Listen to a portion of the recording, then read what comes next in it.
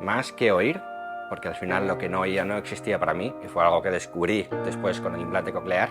Mi gran batalla de adolescente, de niño, era un tema de imagen, que me daba vergüenza llevar audífonos y por qué yo tengo que ser diferente. Yo empecé a perder oído hacia los 50 años. Desde que empecé a perder hasta que perdí toda la audición no había pasado ni un año. Y yo me di cuenta que era sorda totalmente a base de impresiones.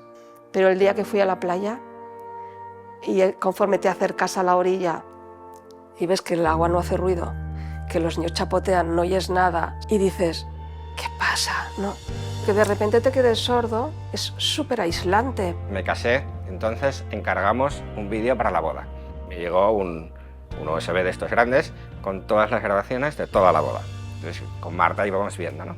Entonces puso el desayuno con mis hermanos el día de la boda. Yo cuando ponen un vídeo yo ya sé que no lo escucho bien, pero es algo que llevo interiorizado y no es algo que me preocupe.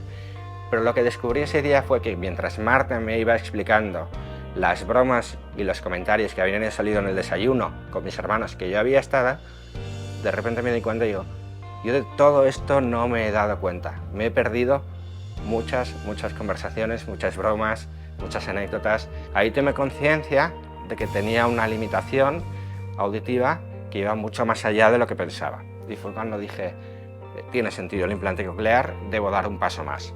Aunque ahora lleve implante y oigo, pierdes mucho porque la gente se piensa que te ponen el implante y ya está.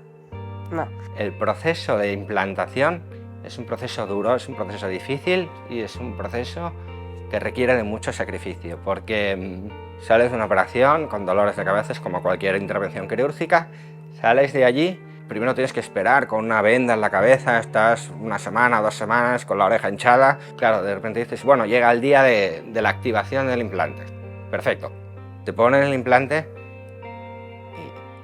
y ¿esto qué es? O sea, no puede ser, o sea, no puede ser que me hayan operado, que haya perdido mis restos auditivos, o sea, que no me voy a volver a poner un audífono para esto, o sea, es que no puede ser.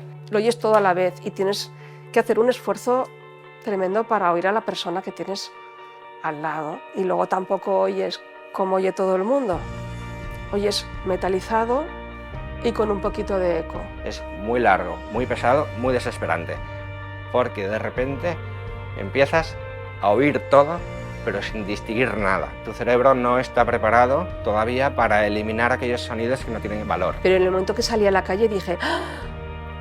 Es que es tanto ruido que te lo quitas. Es una sensación de agobio y de desesperación al principio porque dices, me he equivocado, lo que he hecho no está bien hecho y es que no voy a poder salir de aquí.